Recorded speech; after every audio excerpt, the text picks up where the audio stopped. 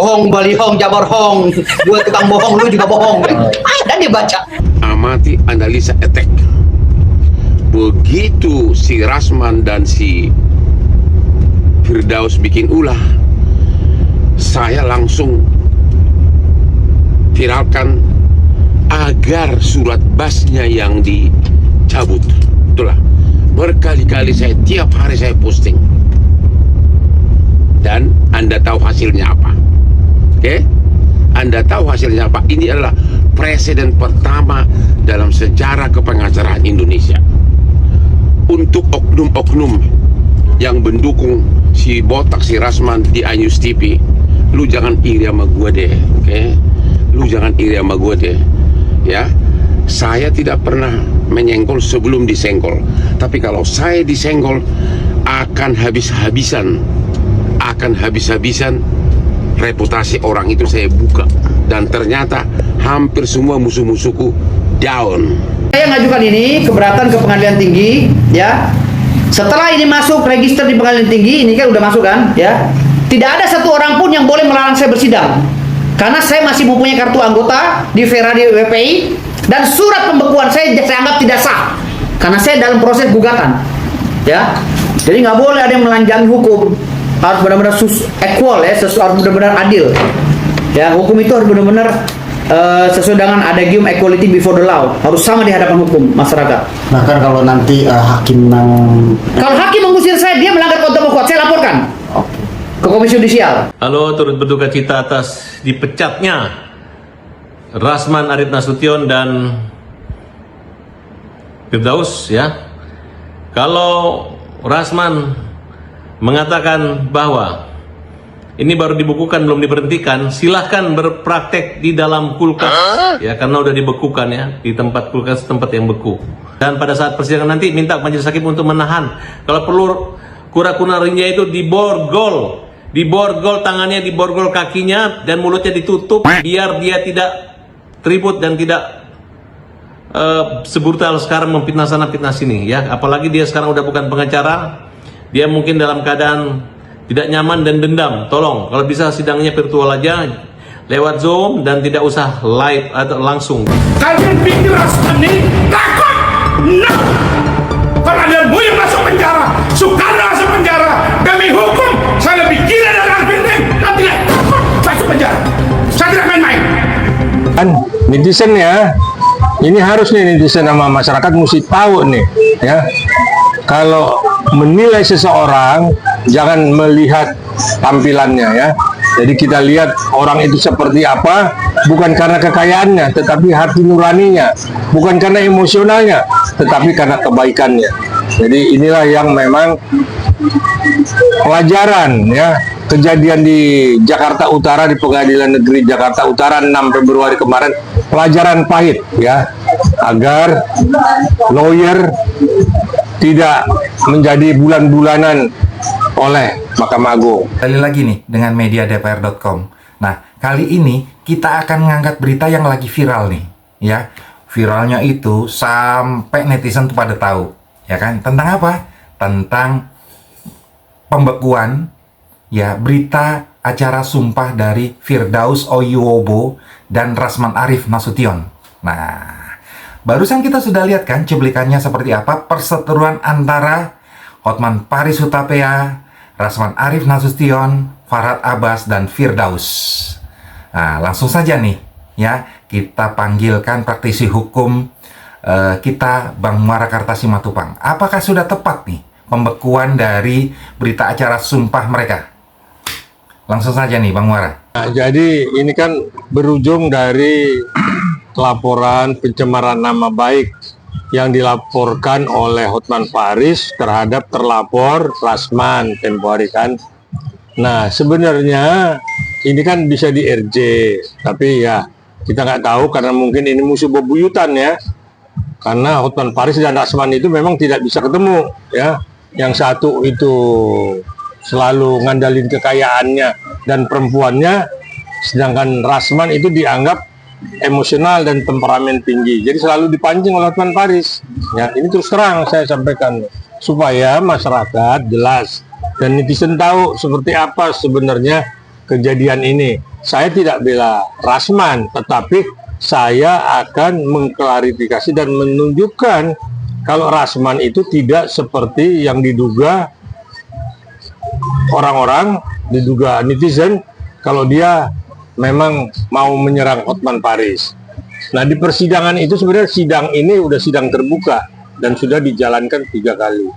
Nah, ketika kemarin tanggal 6 itu di Pengadilan Negeri Jakarta Utara, agenda kesaksian pelapor, nah Hotman Paris minta itu supaya sidangnya ditutup. Karena katanya itu nanti ada video atau ada foto atau ada gambar yang memang takut dilihat oleh netizen atau masyarakat seolah-olah memang kerjanya Hotman Paris main perempuan. Padahal tidak, ya tidak. Karena kenapa? Karena ini pencemaran nama baik.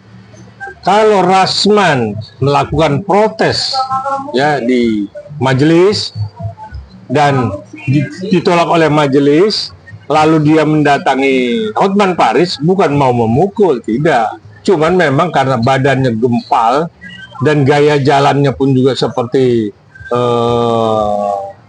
tukang pukul ya, kalau saya bilang seperti tukang pukul, padahal hatinya baik. Saya tahu ini orangnya hati baik. Cuman jangan menyinggung perasaannya. Siapapun ya, orang yang perasaannya disinggung pasti akan marah ya, sekalipun dia orang baik.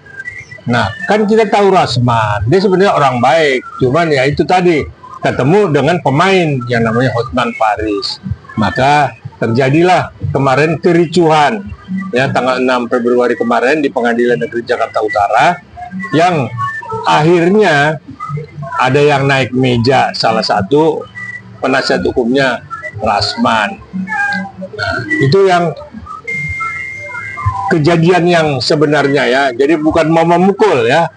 Nah, sekarang kalau Rasman dibekukan basnya, statusnya Rasman itu terdakwa. Dia bukan pengacara. Dalam kasus ini dia memang kedudukannya sebagai terdakwa. Terdakwa bebas. Ya, kalau dia mau ngamuk, mau lempar kursi, mau bebas. Tinggal nanti majelis hakim menegur. Kalau tidak bisa ditegur, dikeluarkan. Ya, atau hukumannya diperberat karena tidak sopan dalam persidangan. Ya, tidak menghargai dalam persidangan.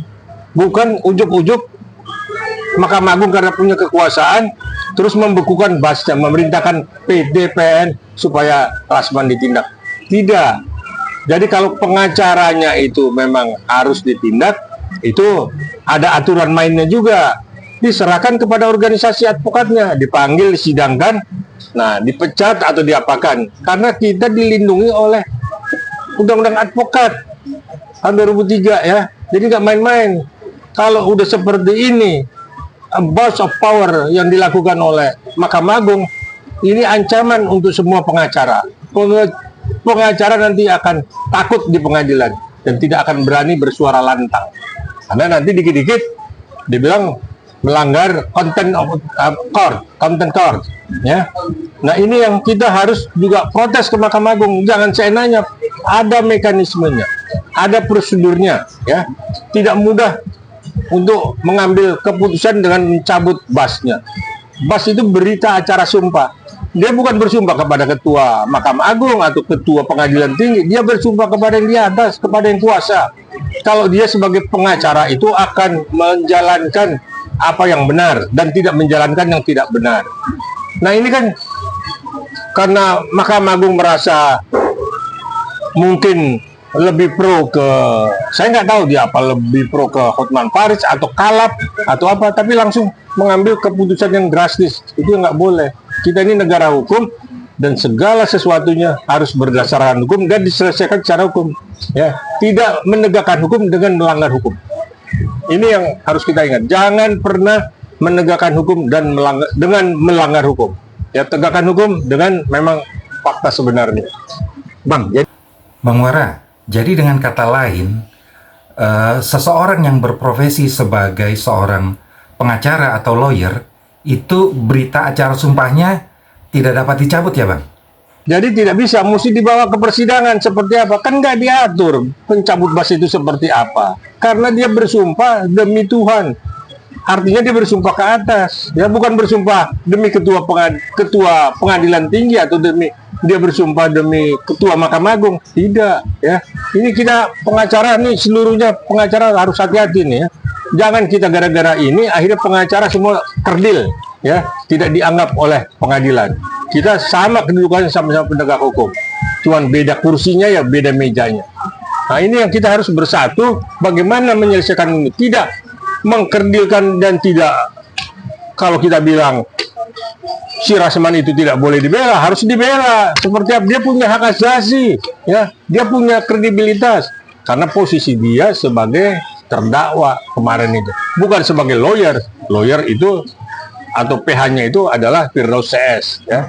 Nah, kalau dengan Firdaus CS mekanismenya seperti apa? Tidak juga langsung siang naik meja, besok pagi langsung dipecat. Kan ada peringatan pertama, kedua, kalau dia tidak berubah baru dipecat. Pemecatannya ini bagaimana untuk memang dia tidak bisa beracara lagi. Seperti kita tahu di persidangan, Bang, itu Firdaus Oyobo itu kan naik ke atas meja tuh, Bang, ya kan? Ya, menurut versinya Firdaus itu refleks karena kliennya merasa terintimidasi, Bang. Nah, kemarin kan ada pembekuan basnya dari Mahkamah Agung nih, Bang. Sudah tepat belum, Bang? Seorang Firdaus Oyobo itu basnya dibekukan, Bang. Mahkamah Agung, saya pikir udah salah kaprah. Mahkamah Agung berlebih-lebihan, ya, terlalu abuse of power, ya. Kasihan, ya. Dia karirnya masih panjang, masih punya anak, punya keluarga. Artinya diberi kesempatan untuk dia itu dengan peringatan itu tidak boleh naik meja. Seperti apa mekanismenya? Jadi jangan seolah-olah agak pro kepada pelapor lah. Kita ini apa? Ini negara hukum loh, nggak main-main. Kalau udah seperti ini, kita semua nanti kena imbasnya oleh Mahkamah Agung, oleh pengadilan. Nggak dihargain, ya. Kalau kita semua bahwa Hotman Paris benar, Rasman salah, tidak bisa begitu. Kita dudukkan kedudukan persoalan yang sebenarnya. Kita pernah tahu kan, ada seseorang pengacara punya nama tertangkap tangan oleh KPK, ya, di Medan. Ancaman hukumannya, kalau ancaman hukum dan 5 tahun dia dipecat. Buktinya sekarang masih bisa beracara. Nah, inilah yang kita memang ingin juga undang-undang advokat itu dibenahi. Pemerintah mesti turun tangan membenahi undang-undang advokat. Ya, seperti apa? Kode etiknya itu berlaku di organisasi mana? Kalau di Pradi berlaku, di organisasi advokat lainnya mesti berlaku. Ini kan tidak. Di Pradi dipecat, ditampung di tempat lain. Di KHI dipecat, ditampung tempat lain. Nah, inilah yang kita bilang, ya, bahwa di kita sendiri banyak kelemahan. Perlu kita introspeksi diri. Mahkamah Agung juga mesti duduk sama-sama dengan pengacara. Bagaimana menyikapi hal-hal yang memang tidak kita sangka dan tidak kita duga tetapi terjadi. Seperti kita tahu, itu kan basnya Rasman Arif Nasution, Firdaus Oyobo, ya kan, sudah dibekukan nih oleh Mahkamah Agung. Nah, langkah hukum apa nih yang bisa dilakukan mereka berdua untuk memulihkan statusnya yang dibekukan itu, Bang? Ya, saya pikir melakukan protes. Protes itu bisa dengan surat, bisa juga dengan gugatan tun, atau dengan apa. Artinya banyak jalan untuk menyelesaikan itu, ya. Tidak ujuk-ujuk pecat, tidak ujuk-ujuk langsung dibekukan. Tidak boleh begitu. Kita negara hukum.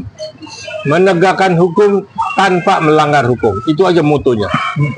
Bang, kalau kita lihat selama ini, Bang, di persidangan-persidangan gitu ya kan, sangat unik gitu ya. Profesi seorang lawyer ini, ya kan, ada yang berkarakteristiknya macam-macam nih, Bang. Ada yang menampilkan, oh saya orang kaya, oh saya orang hebat gitu ya. Terus juga, oh saya cewek saya banyak gitu ya kan. Atau juga kalau di persidangan dia selalu marah-marah terus, Bang, mau maki-maki gitu loh ya kan. Terus ya macam-macam, Bang, gitu ya. Nah, dalam kode etik seorang advokat, Bang, itu diatur nggak sih, Bang? Etik, Bang, gitu loh. Tidak. Kita semua bagaimana membela klien, ya, dengan baik, ya. Bagaimana menegakkan hukum ini dengan benar, ya. Tidak menegakkan hukum dengan melanggar hukum, ya. Itu yang memang makna dari isi undang-undang advokat ya. Jangan menelantarkan klien, itu diatur semua. Nah, tapi ujuk-ujuk kalau kita mempertahankan klien kita supaya tidak dibui dengan kebenaran, ternyata lawyernya disalahkan. Nah, ini namanya abuse of power, kelebihan kekuasaan. Nah, itulah yang memang, ayo lawyer kita kumpul, jangan sampai nanti ini berimbas kepada kita semua. Akhirnya jadi ayam sayur di dalam pengadilan. Tidak berani bersuara, tidak berani memperjuangkan dengan lantang kliennya. Nah, inilah yang nanti akhirnya menyusahkan kita sendiri. Nah, jadi saya pikir Bung Rasman dan Firdaus, saya pikir upaya-upaya hukum lakukan untuk mengembalikan statusnya tetap menjadi lawyer ya. Jadi tidak dimatikan karirnya. Apalagi Firdaus masih muda itu. Nah, jangan dimatikan, tapi diberi bimbingan, dinasehati. Kan itu tugas pengadilan, bukan dimatikan dengan hukuman mati. Ini kan langsung dicabut basnya. Artinya kan mematikan seseorang. Hak asasi manusia loh. Nah, saya pikir Kementerian HAM juga ada mesti turun tangan ini. Nggak bisa main-main, nggak bisa begitu aja. Nah, itu yang harus memang kita semua, mari kita duduk sama-sama para lawyer. Apalagi yang senior-senior. Bang, profesi seorang lawyer atau advokat itu kan mendapat hak imunitas dari negara, Bang. Ya kan? Sama, Bang, seperti seorang yang berprofesi wartawan, itu juga mendapatkan imunitas, Bang, gitu ya. Nah, apabila gitu ya, Bang, seorang lawyer itu melanggar undang-undang atau melanggar hukum, Bang, hak imunitasnya hilang apa tidak, Bang? Lawyer yang mencuri bukan hak imunitas lah, tetapi ketika dia membela pencuri ya, dia mempunyai hak imunitas supaya dia pun tidak dikategorikan juga sebagai pencuri. Jadi saya pikir nggak kesana lah ya. Lawyer itu pekerjaannya mulia ya, sama dengan hakim yang mulia juga kan. Cuman lawyer tidak mulia karena memang ya tidak ada meja, tidak ada kursi ya, karena tidak dibiayai oleh negara, tidak seperti di negara-negara Eropa sana kan. Nah, jadi saya pikir kembali lagi tadi, kita jangan gelap mata, tutup kuping seolah-olah Rasman yang salah ya. Saya pikir ketua Mahkamah Agung, ketua Pengadilan Tinggi, ketua PN, coba kita duduk lagi, kita evaluasi apa begini hukuman yang harus dijatuhkan kepada kepada Rasman, kepada Firdaus. Nah, itu yang perlu. Kalau kenapa si Hotman Paris tidak dikenakan kode etik, gonta-ganti perempuan ya, menunjukkan bahwa dia bisa memelihara perempuan 1 hari 1000. Nah, itu kan juga tidak etis, tidak menunjukkan dia seorang lawyer yang memang yang baik ya. Dia selalu dengan kekayaannya, dengan cincinnya ya. Ini 30 miliar kata di tangannya itu. Ya salam, jangan begitulah ya. Jangan kita sombong ya. Di atas langit ada langit ya. Mari kita ya merendahkan diri supaya kita ditinggikan oleh yang di atas ya. Jangan sampai yang di atas murka kepada Anda ya. Ya, saya pikir itu yang bisa saya sampaikan ya. Mudah-mudahan netizen, masyarakat tidak salah mengerti kenapa Rasman seperti itu ya. Jadi tidak berprasangka buruk ya. Harus mekanisme itu dilakukan oleh pengadilan negeri, pengadilan tinggi, dan terakhir Mahkamah Agung. Tidak main mematikan seseorang ya. Jadi saya tahu Pak Oto, tahu Pak Yusril, dia juga nggak suka hukum ini carut marut, diinjak-injak sesukanya ya. Jadi Pak Oto, Pak Yusril, mari benahin hukum ini supaya memang hukum itu hadir di tengah-tengah masyarakat. Dan netizen ya, ini harus nih netizen sama masyarakat mesti tahu nih ya. Kalau menilai seseorang jangan melihat tampilannya ya. Jadi kita lihat orang itu seperti apa, bukan karena kekayaannya, tetapi hati nuraninya, bukan karena emosionalnya, tetapi karena kebaikannya. Jadi inilah yang memang pelajaran ya, kejadian di Jakarta Utara, di Pengadilan Negeri Jakarta Utara 6 Februari kemarin, pelajaran pahit ya, agar lawyer tidak menjadi bulan-bulanan oleh Mahkamah Agung. Semua dibenahin ya, dan semua ada mekanismenya, karena di Mahkamah Agung pun ada Dewan Pengawas yang akan menilai itu. Saya pikir itu yang paling pokok. Muara Karta, terima kasih nih tentang edukasinya masalah hukum kita kali ini tentang berita acara sumpah gitu ya kan. Nah, netizen juga banyak tahu nih jadinya gitu loh. Oh, ternyata seperti ini, ya kan? Sandi Wiratama, mediadpr.com melaporkan dari Jakarta.